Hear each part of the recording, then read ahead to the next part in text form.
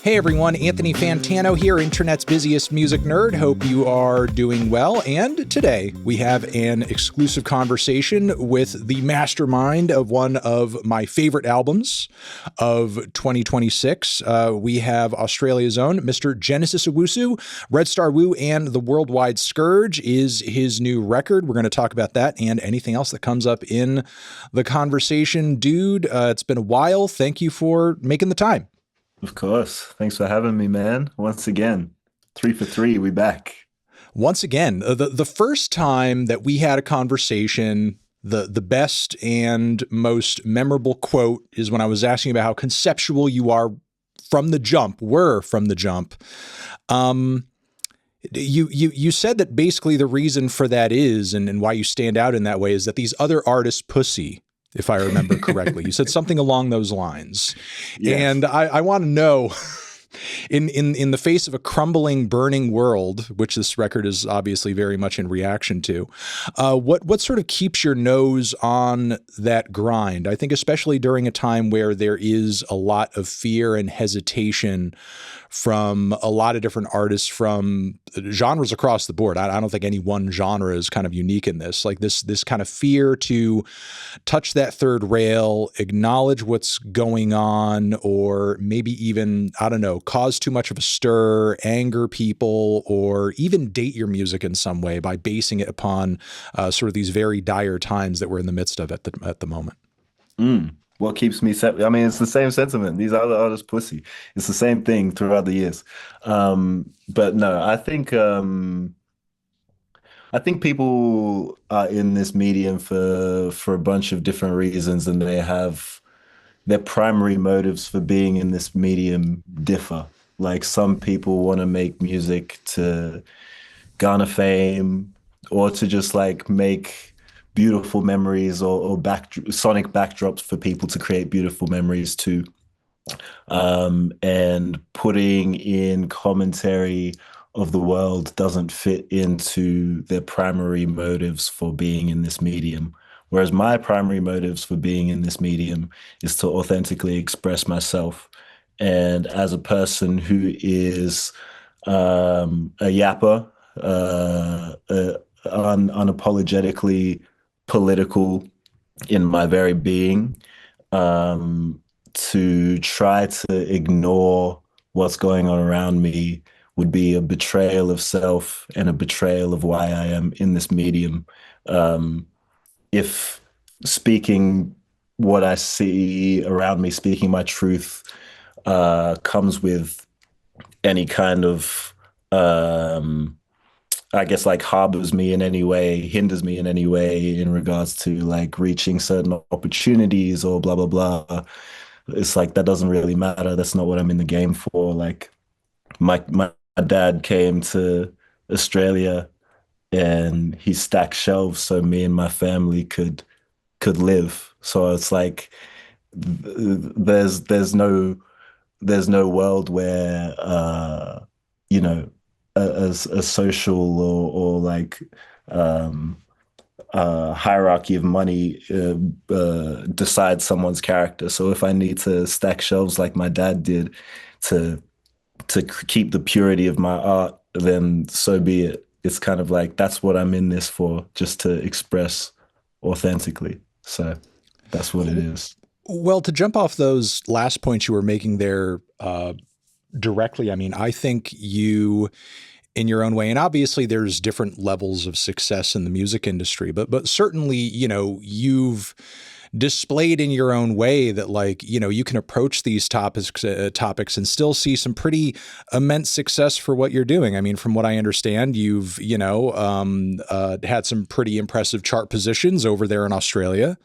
And, personally, off the back of your first couple of records, I always love to sort of hear feedback like, oh man, I heard about this artist from you and I really love them. Thanks for turning me on to it. But, I also saw a lot of people kind of coming back to me and being like, oh, have you heard of this artist? They're really great. Off of the back of the opening dates that you did for Paramore. You know, I Mm. mean, it's like, you're seeing these kind of really cool commercial and industry backed kind of moments of success and endorsement and, platforming for what you do. And it certainly doesn't seem like what you have to say is kind of like holding you back from those opportunities and those chances. It seems like people are embracing what you have to say. Yeah, I love that. I definitely see that as the bonus. Um, the fact that, I mean, I remember even making that first album, making Smiling with No Teeth, and being in the studio with the band, and everyone was having so much fun jamming on these tracks. But there being that mentality in the back of everyone's mind, like this could go absolutely nowhere. Because, especially being in Australia at that time, I hadn't seen an album like that or an artist saying those certain things kind of reach any of the heights that I've been lucky enough to reach right now. So it all kind of just feels like a bonus, um, that these opportunities and the success comes with, what I do authentically. But I guess regardless of whether that continued or not, I'd still be doing the same thing.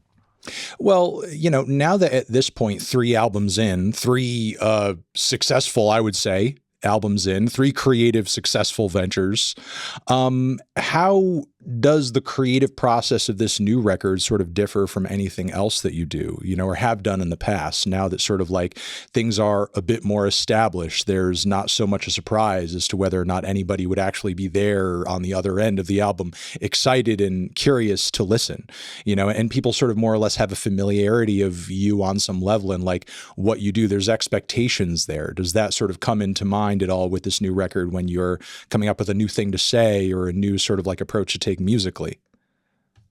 Once I made an album about a roach running away from God and You people you did listened you to did do it, that. You did like do I that. knew that like I can throw shit at the wall. And it's not that I think people would just eat up anything I do, but it's good to know that people are there for the roller coaster. So once the Roach album was made, I knew that I could explore anything that I wanted to explore. Um, but in regards to where this album differs in the creative process, I think it's like the opposite of the Roach album in the sense that it's like it's not hiding behind any metaphors or grand fantastical world building or anything like that. It's kind of like I wanted to make it as, give it the least amount of nuance as possible and just run straight through a wall and just be like, this is what it is.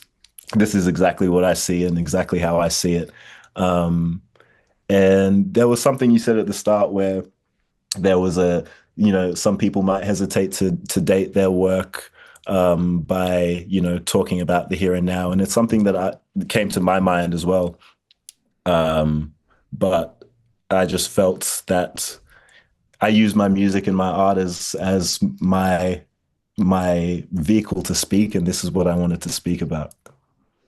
Yeah, I mean, I was gonna say, or at least I have observed, like these 2 new records are a little converse or at odds in a way, because I feel like you have kind of come back to not just kind of themes and experiences that everybody in kind of a grand political sense are sort of like dealing with and reckoning with. It is kind of relatable, more relatable in that way, at least in sort of like a surface level sense. But simultaneously, it feels like with this record too, you've drifted a bit more away from what On the Struggler was like more of, I think, like a very stark, almost like, as little color as possible, more skeletal, more bare bones in terms of what you were trying to do instrumentally.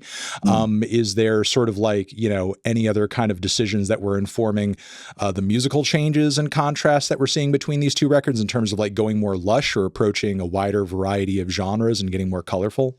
Yeah, I just got a bit bored. Like the plan was kind of like, You reduced it down and saw how far you could bring it down, and then you got to yeah, build it up.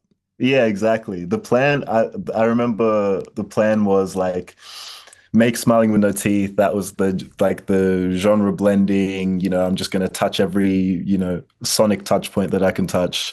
And then from there, make each album like kind of focused in its own lane. Hmm. And then I, honed down Struggler a bit. And then I just wanted to make everything again. So I just kind of went back to just throwing shit at the wall and seeing what stuck, Couldn't which stick was to the fun. one genre bit for another record. You're like, Nah, nah, I yeah, got to try everything. yeah. That's really it. I got bored. So I just started doing everything again, and it was really fun.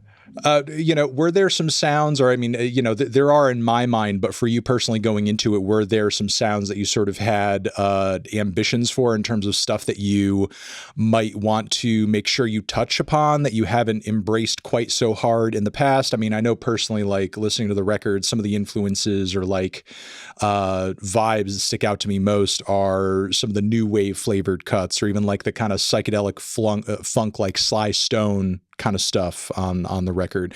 Are these kind of like, touchstone albums that you were going into the studio having like, been getting some kind of like hype off of, or some like fresh listening sessions to, and just wanting to kind of like embrace some of those vibes? I've never gone into the studio knowing what I wanted something to sound like. I've Mm. always gone into the studio knowing what I want to say, but never how it's going to come out. I go in knowing what I'm going to say, but like kind of in the same way that a lot of listeners are like, you go to the next song and you don't know what it's going to be. I like to have that same experience for myself when I'm making the music. I like to be on the roller coaster like everyone else. Um, so yeah, I kind of just go in like this particular album, I made it in a church with my friend Dan in Wales. My friend Dan, who produced the whole album, essentially, Dan Hume, he fell in love with a Welsh woman and moved to Wales and then bought a church in Wales. And he lives in the church. He renovated it, so it's 3 stories. And he lives in the bottom, and then he made a studio in the middle, and then he made an apartment up top. So I was living in that apartment up top for altogether maybe like 2 months. And then every day he'd come down from the bottom and I'd come down from the top, and we'd meet in the middle and we'd eat some breakfast, talk shop, philosophical debates, morning news, and then we just go into the studio and just like regurgitate all of our feelings and emotions. And yeah, never really any plans or anything like that. And we weren't really listening to any music either. So there weren't really like any reference points that we were touching on. It was kind of just trying to surprise ourselves every day, every morning. Yeah, that was kind of how it worked. Yeah, I mean, it just sort of goes to show that, like, actually doing it and getting it done, like, a lot of what it takes is like just sitting down and making the space and making the time to allow it to happen. Yeah, And as long as that space is there and as long as that time is there and you have dedicated people like willing to kind of get into that routine, it gets finished and the creative work is complete.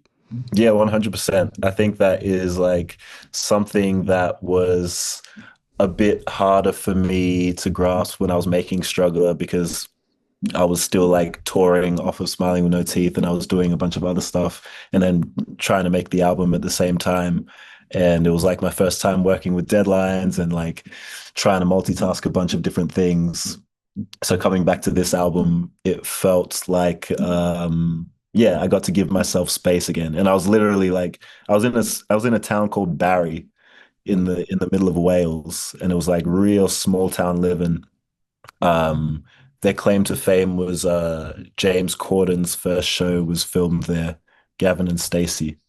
And kind of apart from that, there wasn't really anything going on there. So And it now, and was, now you're their second claim to fame, yeah, making this hopefully, record hopefully. there. Um, but yeah, it was like I really got to give myself space again, space and time with this album. And yeah, like you said, I feel like it led to the best of me creatively, I think. Hmm.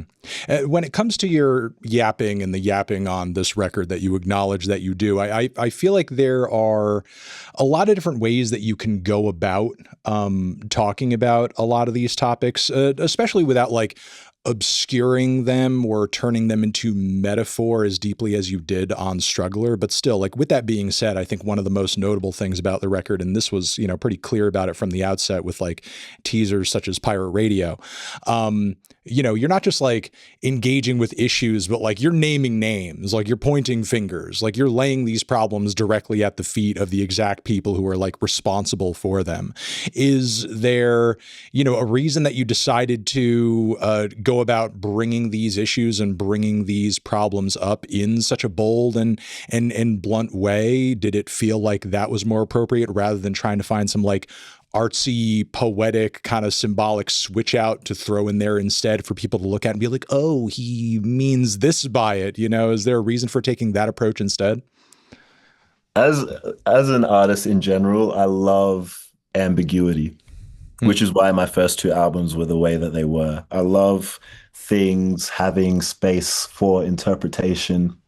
I love leaving different people with different meanings, and because I feel like that's how art retains life throughout time, when it's able to attach itself to so many different, people's memories and stories and interpretations. But I feel like living in the 2020s, it's fucking confusing enough. It's Hmm. ambiguous enough. It's paranoid and gaslighty enough that if I'm saying something about it, I don't need to obscure anything any further. It's like this is the time to be as direct as possible. There's no more time for ambiguity. There's no more privilege to be ambiguous. Um, so if you're gonna do it, then do it all the way. Elon is a fucking weirdo. Like, why would I make a metaphor of that? No, I'm just gonna say Elon is a fucking weirdo. It's like there's no rhyme or reason or purpose for me to obscure anything any further than it's already obscured, because we're walking down the street day to day and no one knows what the fuck is going on. No one knows what's real. The concept of reality has become so fickle. Fake news every day. It's like people don't know what to believe. So it's kind of just like it's the time as much as you can to just wave away the fog and the haze as much as possible and just say shit as directly as possible.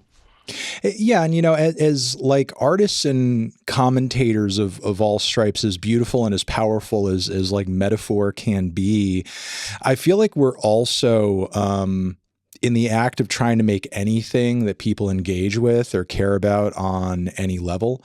I'm going to pause here and say, like, the light coming through the window is insane right now. Is there a way you can like turn the camera a little bit so it's like not completely blurring you and obscuring you? Okay, that is so much better. Thank you. Yep. Okay, cool. Hold on one second. I'm going to make a quick adjustment here. Okay, great. Um, I feel like in a way we're all kind of collectively wrestling with the far deteriorated state of discourse right now, in that things are moving so fast and people are approaching now any given thing with I think a frankly like a lower grade reading level than they were 10 years ago. And as a result, I think things just need to be blunter. Things just need to be clearer. Again, it's out of necessity. It's out of necessity. It's not simply out of like, I'm too lazy to come up with a cooler way to say this. It's like Mm. people have such a tendency with the way that the well is constantly poisoned with any conversation around any given thing on the internet. This tendency to run away with things and misinterpret things wildly in so many different ways. And, we're repeatedly seeing like people be disappointed at the sight of like, Rage Against the Machine making fun of Donald Trump on the internet as if like that wasn't always their fucking political position. It's like Mm. as if we could really be surprised, but and yet there are people who are surprised, for whatever reason. So it's almost like we can't really, for the sake of clarity, be risking throwing out messages out there that aren't landing in the way that they're intended to in some cases. Yeah, and I fucking hate that. Like media literacy is at an all-time low. I mean, literacy in general is at an all-time low, I guess. Um, and I hate that the fact that it's a necessity. I would love to have it as like a choice, whether to dip in and out creatively, whether I want to be ambiguous or whether I want to be direct. Um, But yeah, you're right. That is kind of the life and times, and in fact, especially attention spans as well. It's like people won't give a lot of artist or stimuli in general the grace of more than like 3 seconds to capture their attention and relay their message before they're swiped away or whatever. So it's kind of, yeah, it is the life and times we're in where it's kind of like we're in the attention economy and you just got to grab what you can and say what you can while you have people's attention, I guess. Are there ways in which you feel like you sort of address that problem and address that obstacle musically, either on this record or in general? Because I don't know. I feel like you kind of came up in an era of music, not in which I started, but like, really began like not just reviewing, but also like broadening my tastes in terms of like what was in the wider music discourse across the internet at the time. And I feel like with the way things like were kind of snowballing and growing through the 2010s up to 2016, and I would say like even a little bit into when you dropped your debut, I would say like a lot of hardcore music fans, because of the way that the internet allowed so many people to try so many different things, it was like you had a lot of people out there who were just big music aficionados who were generalists, and just like into a lot of different stuff. And I feel like things have kind of almost like, due to algorithms, switched around a little bit. And I feel like a lot of people's music tastes are going way more niche than they are sort of like broad and willing to explore sounds and aesthetics that, might challenge them or do something different. Like, do you, as somebody who, as an artist, enjoys being a little all over the place and trying different things and challenging yourself musically, like, do you see that pressure to go in the other direction at all? Or do you notice those kind of listening trends in your own experience when you go out there and present to people what you're doing? I mean, honestly, especially when I'm in the studio and I'm creating, I'm how people gather or interpret or react to my music is kind of like the last thing I think about, which is kind of ironic talking about everything that we just spoke about. Hmm. But I have kind of been riding a wave in a sense that what I'm doing works. So it's like I haven't had to analyze it too hard. It's kind of like I'm just doing what feels right to me.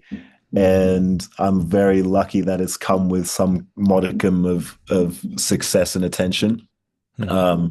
But I haven't had to alter myself in any way to capture or retain that.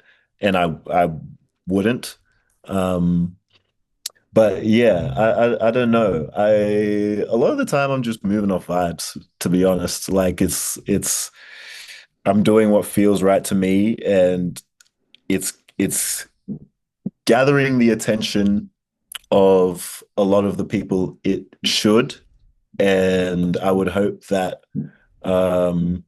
I'd hope that everyone eventually gets the chance to listen to my music, to decide for themselves whether they like it or not, regardless of any like algorithmic manipulation or if an algorithm decides that they don't like me or anything like that. I would love in an ideal world for people to give artists or people in general the grace of like more than 3 seconds of their time to like introduce and make an impression. But at this point in time, I'm kind of just doing what's authentic to me, and it's working to a degree. I think maybe because what's authentic to me is often like blaring sirens and loud noises and like ADHD style jumping from place to place, which kind of works works in a lot of ways. Um, but yeah, I've kind of just been rolling with the punches. Yeah, I suppose, that's going to grab people's attention, or at least the attention of the right people if it's loud enough and if it's bold enough. Yeah, yeah, definitely. when it comes to like the broader world of music, I understand how in the studio when you're writing, especially like, out in Wales, that can be really difficult to gauge or even sort of like factor in or consider. But over these years that, you've been at the level of visibility that you have, are there elements that you would say of the, Australian music scene that remain to be very important to you or continue to be very vital to your success and the continuation of what you do? I mean, I at least from afar, like I definitely appreciate how sort of like localized it is and how there is sort of like an interwovenness to it that I often don't see as much these days in a lot of American music scenes. And, it's something that I wish we could have a little bit more of over here, frankly. Um, yeah, I mean, Australia is such a small place musically or artistically Hmm. that there are, for better or for worse, like quite few platforms to, I guess, jump off if you're a newer artist or even just like a mid-level artist. Um, and I guess that adds to the intertwined nature of the whole scene. Like there are like things like Triple J, which is like the national broadcaster, the national music broadcaster. Um, yeah, I think due to the nature of the small size of the Australian music industry, it kind of leads to a more, I don't know, intertwined nature than other like territories globally. Um, which like leads to camaraderie, but at the same time, it's people always also feel like there's less of a opportunity. Like they feel like people, not everyone can make it through the door, if that makes sense. Hmm. Um, yeah, it's kind of like a gift and a curse in that sense. Um, but yeah, I don't know. It's kind of the same answer as before, is like I just kind of shrug my shoulders and make what I want to make, and it seems to work. Yeah, I don't know, but I think there's obviously extremely talented people in the Australian music scene that I'm like really lucky to be peers with, the Nina Girachis, the Xiao Xiaos. Yeah, and there've always been platforms like Triple J who've championed me for a long time. That I'm really privileged to say that's been the case.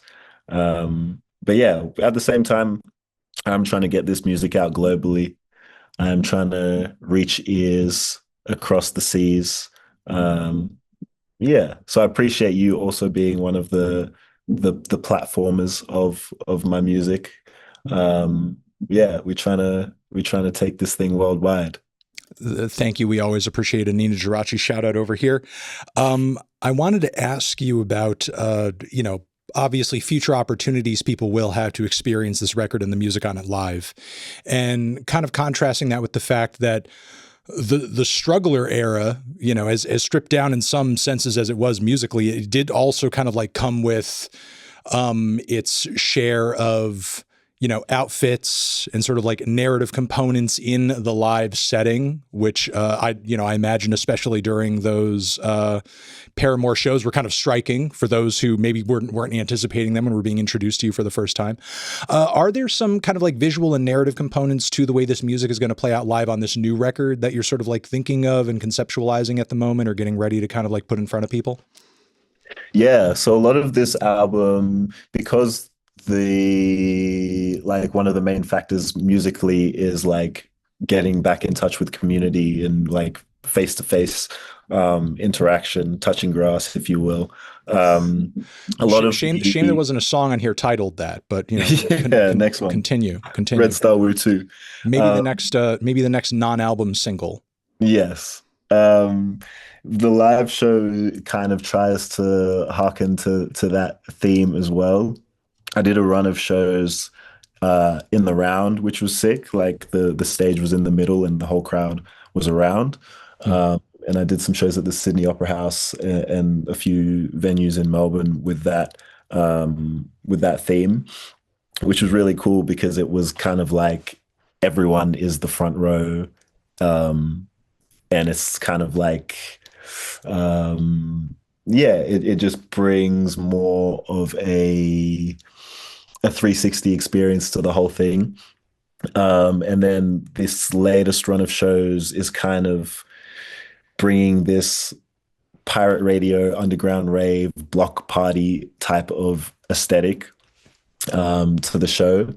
Where once again, like I'm getting in the crowd and things are kind of just trying to be as human as possible, like as face to face as possible. And that is kind of the underpinning theme that then like goes to touch on the aesthetics and stuff like that. It's like the struggler era was almost the opposite, where it was like as unhuman as possible, and it was like masked through theatrics a lot more. Whereas these shows, they still have the theatrics, they still have the cunty outfits, you know. I'm showing the midriff, I'm doing all of that. But it's the underpinning theme is the humanity, the face to face, bringing it back into some real like tight knit, sweaty club, brushing against each other. I'm here, you're here, like that. That's the theme. Hmm. And is that what's like kind of driving like the final moments of the record? The ending is definitely a surprise and very interesting considering how dark much of the record is, but yet it sort of like leaves off on this, sort of like hopeful note musically and conceptually.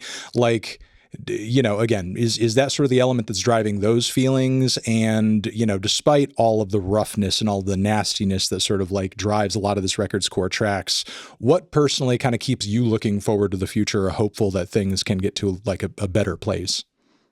I mean, I think that to answer your first question, yes, yes, I think the themes of this record are two pronged in that um, this darkness and fuckery that we're seeing every single day is right here. But also the second prong is this music is really electrifying because this is supposed to be the battery in your back to then go out and face that. Like, this isn't a woe is me album. Everything is shit. Like, what do I do? This is like a we've done it before and we'll do it again type album. It's like what gives me hope is the fact that it is realistic to have hope.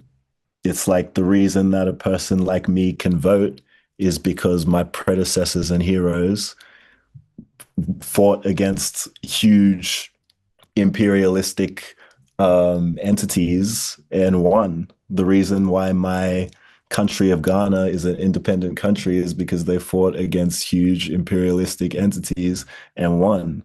The reason why, as workers, we even have weekends is because people fought against huge billionaire imperialistic entities and won.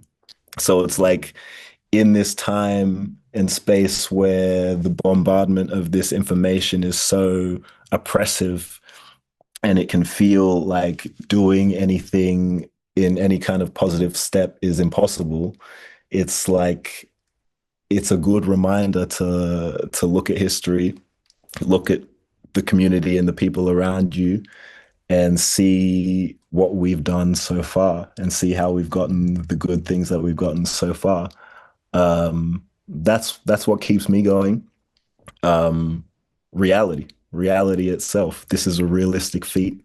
We as people and we as individual communities have had these trials and tribulations and have overcome, and so we shall again. Last, I don't know, maybe kind of idea or concept I would love to pick your brain about here is, at the end of the day, I think when it comes to fixing and solving a lot of these problems and looking for where the solutions to them lie, I think the answer is always to sort of like push pressure to the top and those who are above us in terms of like, wielding the levers of power and so on and so forth. But when it comes to sort of like looking side to side and creating community and that sort of thing, I sort of like wonder for you personally, especially given, tracks on this record like Death Cult Zombie and Most Normal American Voter, like where do you sort of draw lines in terms of like, man, like I want to sort of in my heart, I want to maintain faith in people.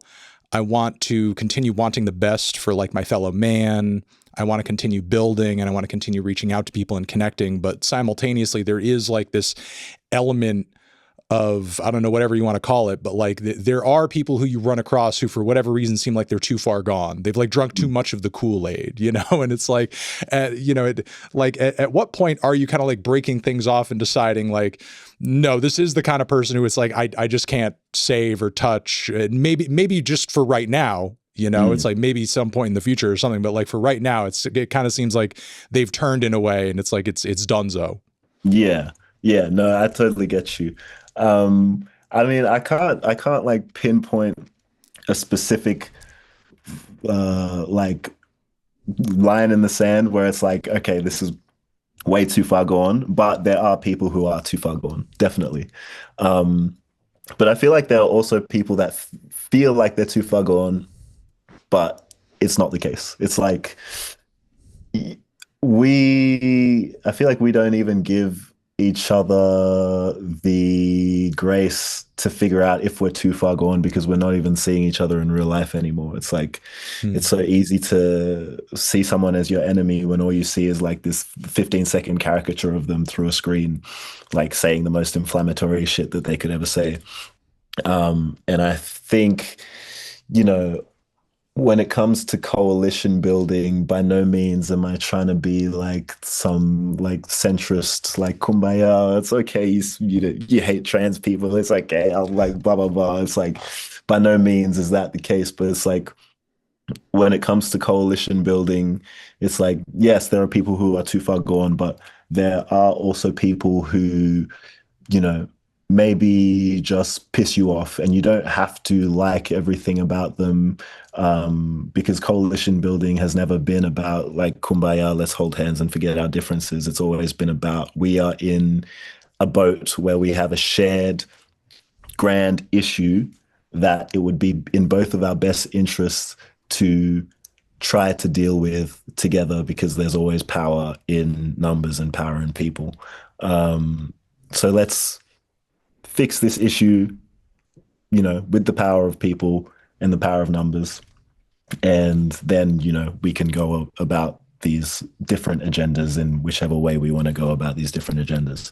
Um, that's kind of my main mode to like just in regards to like coalition building. And it's less, I guess, romantic than like the we can find, we can be friends with everyone eventually.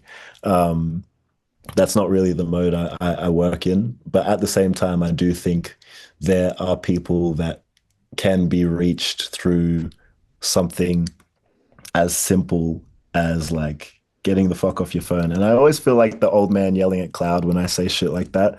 But it's like it's very true. It's like it's it's so easy to be divided when you are literally just divided by a screen and you're not face to face with each other, talking and seeing where the paths diverge and where they actually come back together through like sustained conversation and yeah, seeing each other's humanity. No, exactly. I mean, we have a shared interest in your album doing well and people watching my review of it, and we get together and decide to do stuff like this, even though you don't like me. And so I mean, I think in that respect, we can serve as an example, a positive example for Yes, everybody here. exactly. This is coalition building that I'm talking about. You think No, I right, just hang exactly. out with melons all day? This is crazy. But No, we it's do what true. we got to. You have a bias. Yes, I do. I used to be a melon man. I used to, and then it, came back. I miss And then the. you I do miss those days. then you went to the dark side. Yeah.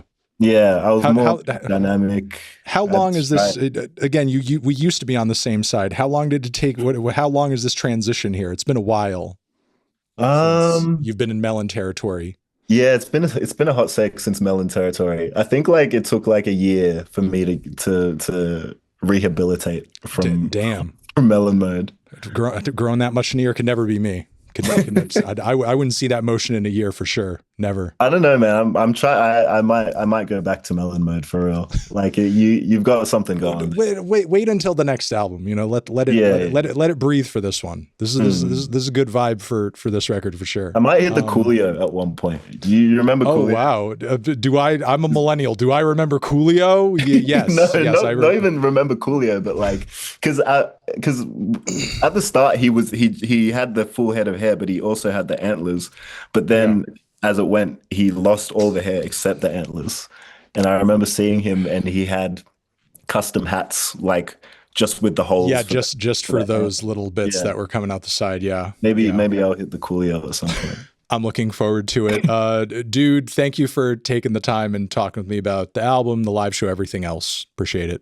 My pleasure. Thanks for having me.